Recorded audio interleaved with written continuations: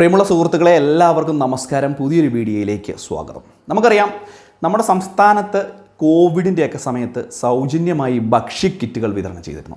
ഈ ഭക്ഷ്യക്കിറ്റ് പല മാസങ്ങളോളം നീണ്ടുപോവുകയും സാധാരണക്കാരായിട്ടുള്ള ജനങ്ങൾക്ക് കോവിഡിൻ്റെ സമയത്ത് ഇതൊരു കൈത്താങ്ങാവുകയും പിടിച്ചു നിൽക്കാൻ പറ്റുകയും ചെയ്യുന്ന ഒരു സാഹചര്യമുണ്ടായി. സംസ്ഥാന സർക്കാരിൻ്റെ ഭാഗത്ത് നിന്ന് അതൊരു വലിയ ഒരു അനുഗ്രഹം തന്നെയാണ് നമുക്ക് ലഭിച്ചത് എന്ന് പറയുവാൻ സാധിക്കും. കാരണം കോവിഡിൻ്റെ സമയത്ത് ജോലിയൊന്നുമില്ലാതെ വീട്ടിൽ കുത്തിയിരുന്ന ജനങ്ങൾക്ക് ഇതൊരു വലിയ സഹായമാവുകയും ചെയ്തു. മാത്രമല്ല, സൗജന്യമായിട്ടുള്ള അരിയുടെ വിഹിതം, കൂടുതലുള്ള അരിവിഹിതങ്ങളൊക്കെ ലഭ്യമായി. എല്ലാവർക്കും തന്നെ ഭക്ഷ്യധാന്യങ്ങളൊക്കെ ലഭ്യമാകുന്ന സാഹചര്യമുണ്ടായി.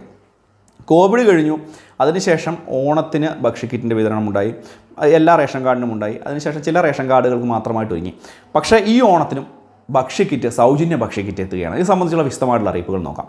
വീഡിയോ ലൈക്ക് ചെയ്തേക്കുക, ചാനലൊന്ന് സബ്സ്ക്രൈബ് ചെയ്യുക, വീഡിയോ പരമാവധി ഷെയർ ചെയ്ത് കൊടുക്കുക.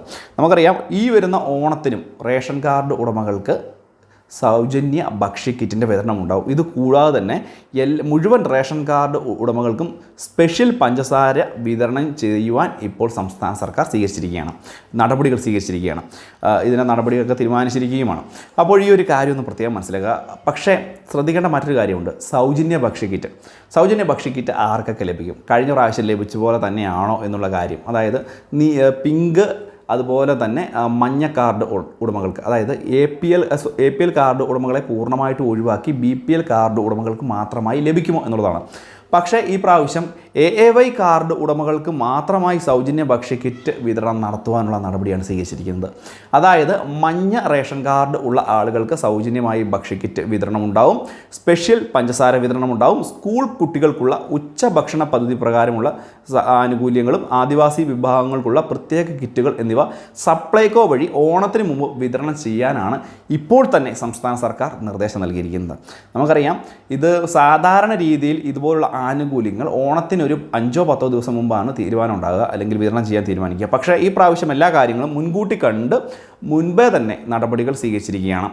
ഇത് മാത്രമല്ല, ഈ പൂഴ്ത്തിവെപ്പ്, കരിഞ്ചന്ത തുടങ്ങിയവ നിയന്ത്രിക്കുന്നതിനാവശ്യമായ പരിശോധനകൾ ഊർജിതമാക്കാനും മുഖ്യമന്ത്രി ചീഫ് സെക്രട്ടറിക്ക് നിർദ്ദേശം നൽകിയിട്ടുണ്ട്.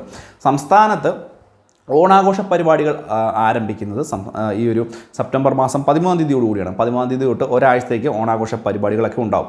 അപ്പോൾ എന്തു തന്നെ ആയാലും ഇത് വളരെ പ്രധാനപ്പെട്ട ഒരു കാര്യമാണ്. സൗജന്യ ഭക്ഷ്യക്കിറ്റിൻ്റെ വിതരണം ഈ ഒരു ഓണത്തിനും ഉണ്ടാകും. പക്ഷേ എന്തൊക്കെ സാധനങ്ങളാണ് ഭക്ഷ്യക്കിറ്റ്? ഏകദേശം 14 മുതൽ 15 ഇനം സാധനങ്ങളായിരിക്കും ലഭിക്കുക. സാധാരണ കഴിഞ്ഞ പ്രാവശ്യം ലഭിച്ചതുപോലെ തന്നെ ഇതിൽ എന്തൊക്കെ സാധനങ്ങൾ ഉണ്ടാകും എന്നുള്ളത് സംബന്ധിച്ചുള്ള വ്യക്തമായിട്ടുള്ള അറിയിപ്പുകൾ എത്തിയിട്ടില്ല. അത് എത്തുന്ന മുറയ്ക്ക് നിങ്ങളുടെ അടുത്തേക്ക് ഞാൻ വളരെ പെട്ടെന്ന് തന്നെ എത്തിക്കുന്നതുമായിരിക്കും. ഇത് തന്നെയായാലും വളരെ പ്രധാനപ്പെട്ട ഒരു അറിയിപ്പാണിത്. കൂടാതെ റേഷൻ കാർഡുമായി ബന്ധപ്പെട്ട് ചില നടപടികളൊക്കെ ഉണ്ടായിട്ടുണ്ട്.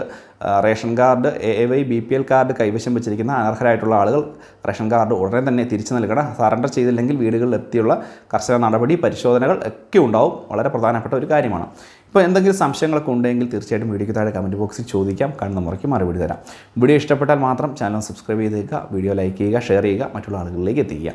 മറ്റൊരു വീഡിയോയുമായി നമുക്ക് വീണ്ടും കാണാം. അതുവരേക്കും ബൈ ഫ്രണ്ട്സ്.